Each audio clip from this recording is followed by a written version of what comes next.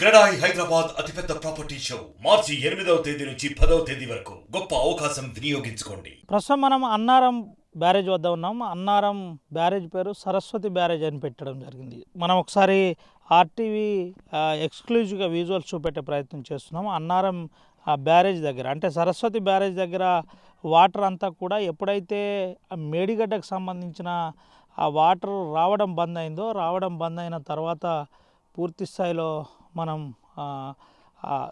Water వీడికి pumping close అయిన తర్వాత ఆ పరిస్థితి ఈ విధంగా ఉంది. మనము ఇప్పుడు ఎక్స్క్లూజివ్గా ప్రస్తుత పరిస్థితి చూపెట్టే ప్రయత్నం చేస్తున్నాం. అయితే నేరుగా మేడిగడ్డ నుండి వాటర్ను ఇక్కడికి పంపింగ్ చేస్తారు. సరస్వతి బ్యారేజ్ పంపింగ్ అనంతరం ఇక్కడ నుంచి సుందిల్ల బ్యారేజ్కు వాటర్ పోతుంది. దాదాపుగా పూర్తిగా ఇక్కడ సరస్వతి బ్యారేజ్కి సంబంధించిన 71 పిల్లర్తో ద్వారా ఆ ప్రాజెక్ట్ని ఏర్పాటు చేయడం జరిగింది. పూర్తిగా గ్రావిటీ ద్వారా వచ్చే వాటర్కు ప్రస్తుతానికి ఆపారు. అంటే గోదావరి వాటర్ ఏదైతుందో ఓల్డ్ వాటరే ఇప్పుడు నిల్వ ఉందని చెప్పుకోవచ్చు. అప్పటి నుండి ఇప్పటి వరకు ఏ గేటు కూడా ఎత్తని పరిస్థితి మనం క్లియర్గా చూపెట్టే ప్రయత్నం చేస్తున్నాం. అయితే ఆ ప్రస్తుత పరిస్థితి ఈ విధంగా ఉందని చెప్పుకోవచ్చు. ప్రాజెక్టుకు సంబంధించిన వాటర్ను వదలకుండా అదేవిధంగా అటు పంపింగ్ చేయకుండా అంతా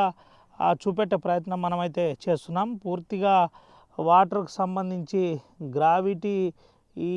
గ్రావిటీతో వచ్చే వాటర్నే ఇక్కడ ఆపిండు. అయితే గ్రావిటీ ద్వారా కూడా నీళ్లు రాని పరిస్థితి మనకు స్పష్టంగా కనబడుతుంది. అటు సరస్వతి బ్యారేజ్ దగ్గర ఉన్న వాటర్ ప్రస్తుతానికి అంతకుముందు అంటే పంపింగ్ చేసింది అంటే మేడిగడ్డ ప్రాజెక్టు సంబంధించిన ఇష్యూ రాకముందు వచ్చిన వాటరే అని చెప్పుకోవచ్చు. అంతకుముందు పూర్తిగా వాటర్ లెవెల్ ప్రాజెక్టుకు అనుగుణంగా వాటర్ లెవెల్ ఇరిగేషన్ అధికారులు మెయింటైన్ చేసిన పరిస్థితి అయితే కనబడుతుంది. పూర్తిగా ఇదే వాటర్ ఇక్కడ నుంచి సరస్వతి బ్యారేజ్ పోతుంది. సరస్వతి బ్యారేజ్ నుంచి అటు సుందిల్ల బ్యారేజ్కి పోతుంది. సుందిల్ల బ్యారేజ్ నుంచి నేరుగా ఆడ ఎలంపల్లి వరకు స్టోర్ చేస్తున్న పరిస్థితి మనకు కనబడుతుంది. అయితే పూర్తిగా ప్రస్తుతం మనం ఎక్స్క్లూజివ్గా చూపెడుతున్న విజువల్స్ ఏదైతుందో వాటర్ పంపింగ్ ఆగింది. మేడిగడ్డ ద్వారా వచ్చే వాటర్ ఏదైతుందో ఆ వాటర్ పంపింగ్ పూర్తిగా ఆగిన పరిస్థితి.